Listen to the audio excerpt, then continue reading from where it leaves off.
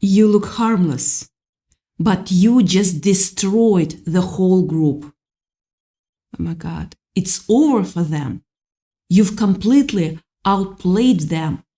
They thought they had pinned you down in the flickering light of their own insecurities. They constructed a version of you that was convenient for them. They saw your kindness, your willingness to listen, your deep capacity for empathy, and in the spiritual blindness, they labeled it as vulnerability.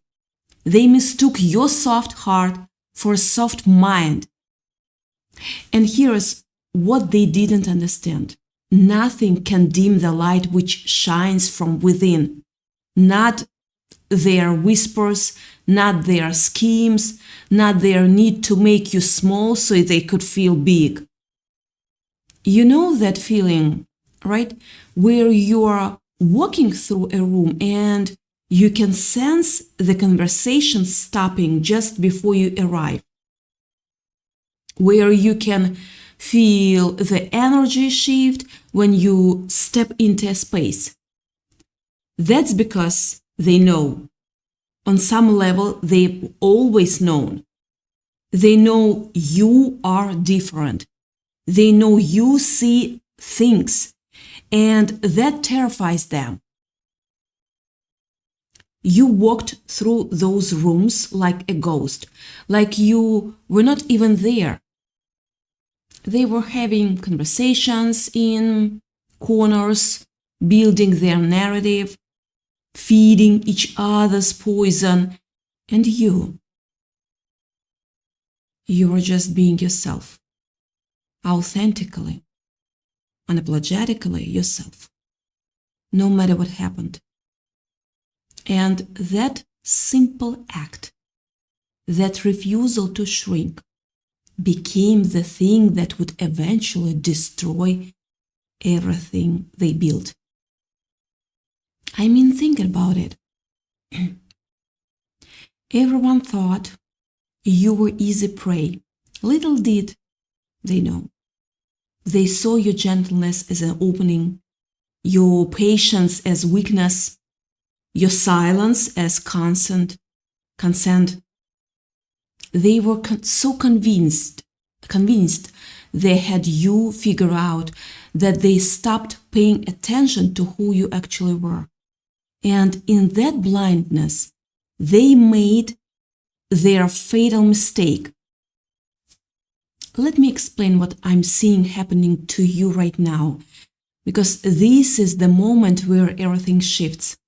This is where the shock is setting in for them, and the freedom is setting in for you. When you were in that group, they needed you to be a certain size. Not too bright, not too real, not too honest about what you were seeing. Because the moment you became fully yourself, the moment you stopped dimming your light, you became a mirror. A mirror. And mirrors are terrifying to people who are built on illusion. That's it. You reflected back to them exactly what they were doing to each other, and they couldn't stand to see it. So they made you the problem. They said you were the difficult one, the dramatic one, the one who didn't fit. When really, all you were doing was standing still and being true, being real. Can you feel the difference between those two things? Being attacked for who you are versus being attacked for refusing to be who they needed you to be. That second one, that's the one that stings the deepest because it exposes their lie. Here is where it gets strange. They built elaborate traps for you, psychological snares, social schemes, narrative designed to keep you in line. words chosen specifically to trigger your empathy, situations engineered to make you feel responsible for their feelings. They spent energy, so much energy, strategizing how to keep you complained, how to make you question yourself, how to ensure you'd always come back asking what you did wrong. And you know what happened? They were so focused on the traps they were building for you that they didn't notice they were building the holes they'd eventually fall into themselves. Every lie they told about you, every manipulation they orchestrated, every moment they gasped in false shock at things you never ever said, it was all infrastructure. Infrastructure for their own collapse. The trap they were setting became the cage they'd live in. Because here is the thing about toxic groups. They need a scapegoat to function. Not because the scapegoat is actually broken, but because the group is broken, and blaming you for it's easier than facing what they actually are to each other. You were the anchor, the one who smoothed over the rough edges, the peacekeeper, the one who made them look and feel better than they actually were. You were absorbing tension like a sponge, and they were so used to that dynamic that they thought you were the problem. They thought removing you would free them. They were convinced that if you were not there, suddenly everything would make sense. They'd finally be happy. They'd finally be unified. They'd finally understand what real friendship was supposed to feel like. But that was just a story they told themselves. So you left. You left. Or you stopped playing. Or you went silent. And the shock hit them like a tsunami. This is the part nobody talks about. The moment the group realizes the anchor has been removed, suddenly there was nothing between them and each other. No buffer, no one to blame for the meetings that felt off. No one to credit for the moments that felt good. No mirror reflecting back anything but their own reflections. And what they really saw for the first time, it was the ugliness they'd been projecting onto you the entire time. It was theirs. It was always theirs. My silence was a mirror to their own ugliness, you might be thinking right now. Exactly. Because as much as they want to project onto you that you're fake, that you're a fraud, that you're the problem who left them hanging, you're not. You are the only thing that was real in that whole situation. Your silence forced them to see their own distorted image, and they couldn't handle it. And now, without you there to absorb it all, the poison is circulating within their own circle. You hear the rumors, right? They are fighting almost themselves. They are turning on each other. Their projects are failing. Their unity is dissolving. And they are in complete shock because they are finally realizing something they should have understood all along. The system only worked because you were in it, not because you were weak, but because you were strong enough to hold space for people who didn't deserve it. You were the glue, the buffer, the one who made the dysfunction feel manageable. Now that you are gone, they are facing the reality they have been running from, and it's chaos. I need you to understand something really important here. You didn't destroy them. Your refusal to shrink made them destroy themselves. This is the distinction that's going to change how you feel about what happened. You didn't plot anything. You didn't scheme. You didn't even consciously think about how leaving would impact them. You just stopped betraying yourself. You just stopped betraying yourself. You just said, I'm done controlling myself into a shape that fits their narrative. And in that decision, in that simple act of self-preservation, you set off a chain reaction that's dismantling everything they built. That's not something you did. That's something the universe is doing. That's karma. That's justice served without you having to lift a finger. You didn't have to plot revenge or expose them or orchestrate any kind of destruction. Your exit was a verdict. Your silence became your greatest power. Your greatest power. Let's talk about what silence actually does to a system like that. A toxic group feeds on reaction. If you get angry, they call you unstable. If you cry, they call you weak. If you defend yourself, they call you defensive. If you apologize, they use it as proof that you are the problem. They take every word you speak and use it as fuel to their narrative. Every emotion becomes evidence. But when you go silent, when you refuse to play, you've performed what I call a divine surgery. Divine surgery on your own ego.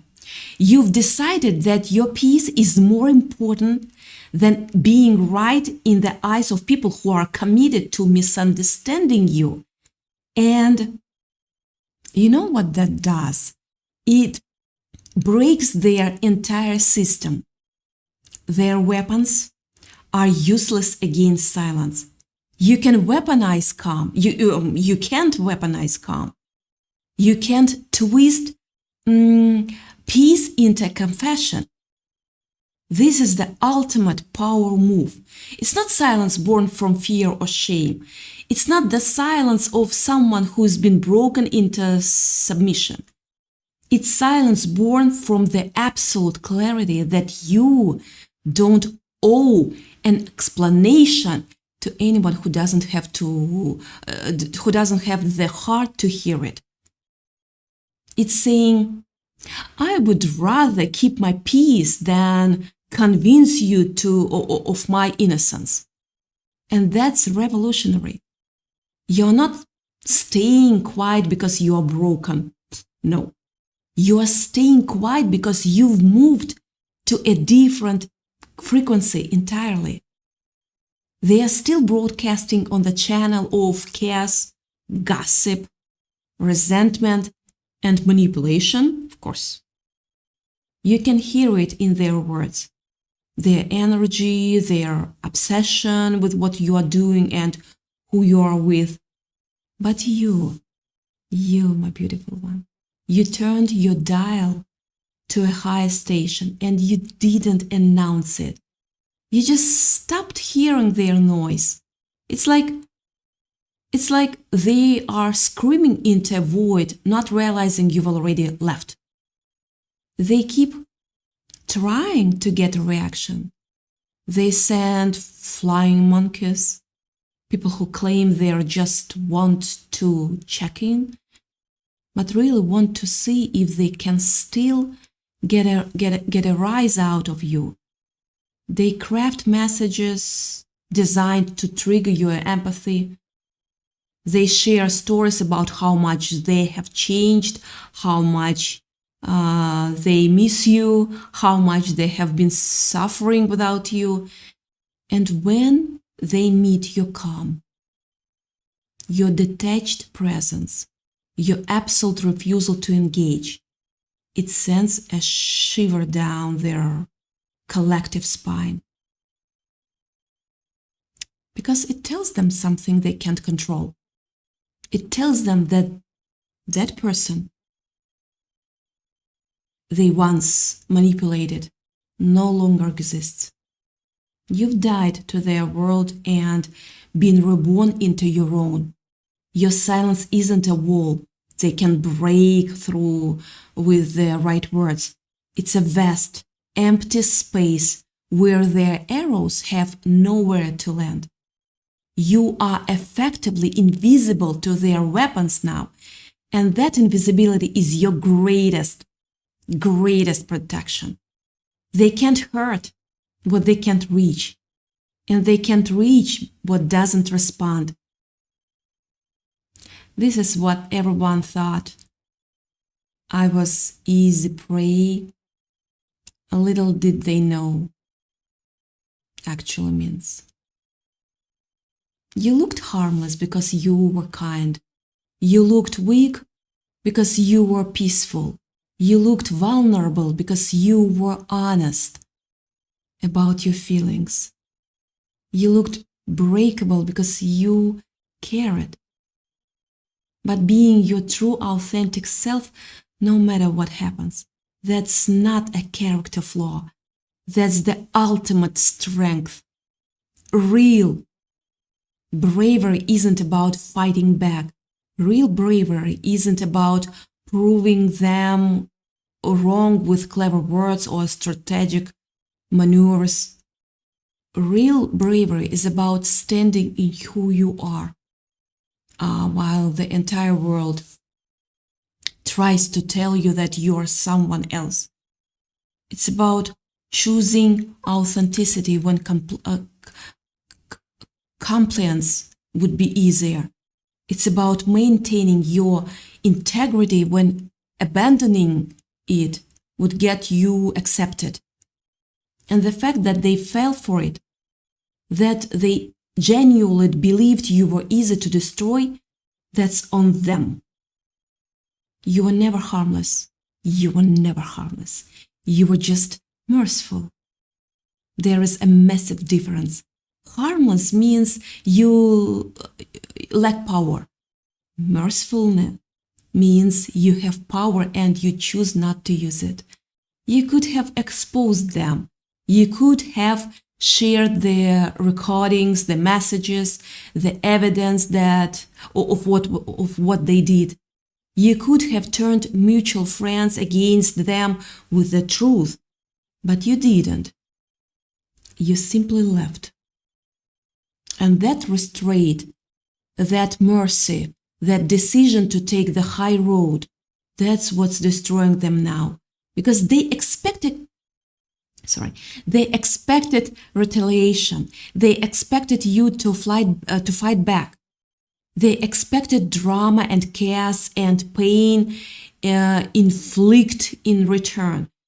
But you gave them something far worse: irrelevance. You moved on. You stopped caring. And nothing devastates a toxic group like the discovery that the person they wronged has simply forgotten about them. Yeah. I want you to sit with something for a moment. You have been tested from hell and back. I mean, think about it. The exhaustion you felt, the constant vigilance, the way you had to monitor your words, your tone, your energy, your expression, the way you had to make yourself smaller just to make them comfortable. That wasn't weakness. That was survival. That was you being strong enough to endure something most people couldn't. You didn't break, you didn't shatter, you didn't lose yourself. You just got tired. And that tiredness, that moment where you said, enough, I'm done. That was the moment you reclaimed your power, because you recognized that you don't owe anyone your exhaustion. You don't owe them your continued sacrifice. And in that recognition, you freed yourself. Now I need to talk about something that might feel uncomfortable. Of course, how without it? The truth is gone, right? When trust goes, it doesn't come back. And you need to let yourself be okay with that. This isn't about forgiveness. This isn't about reconciliation someday. This is about understanding that what you had with them was never real trust. Real trust doesn't shatter for the moment someone disagrees with you. Real trust doesn't require you to shrink yourself to feel safe. Real trust doesn't demand silence in the face of mistreatment. What you had was a conditional arrangement. And once the conditions shifted, you saw the truth. And that truth is not your burden to carry. Remember that. The universe is handling this. No weapon formed against you shall prosper. Not because you are special in the way ego understands specialness, but because you are aligned with something real, something true, something that doesn't require external validation or revenge fantasies. You are aligned with yourself. And that alignment is protection in itself. When you stop betraying yourself, the universe stops needing to teach you lessons through people who betray you. The lessons end. The growth accelerates. The protection activates. You are not waiting for karma. Karma's already here. They are experiencing it right now in real time, and they don't even fully understand why. You are moving into what I call sovereignty. This is where you stop defining yourself by what was done to you and start defining yourself by what you are becoming. The shock of the group is just background noise now. You are busy building a new kingdom, one built on self-respect, authentic connection, real friendship, and the kind of peace that only comes from standing in your truth. You are not lonely in this space. Never. You are not broken. You are being refined. The universe has cleared the room so you can hear your own voice again, your beautiful voice. It has removed the weeds so the flowers can finally breathe. You are being prepared for a new level of influence, a new circle of people who will see your kindness and honor it instead of exploding it. So here is what I want you to know. You've already won. You've already outplayed them completely. And the best part, that victory didn't require you to become someone you're not.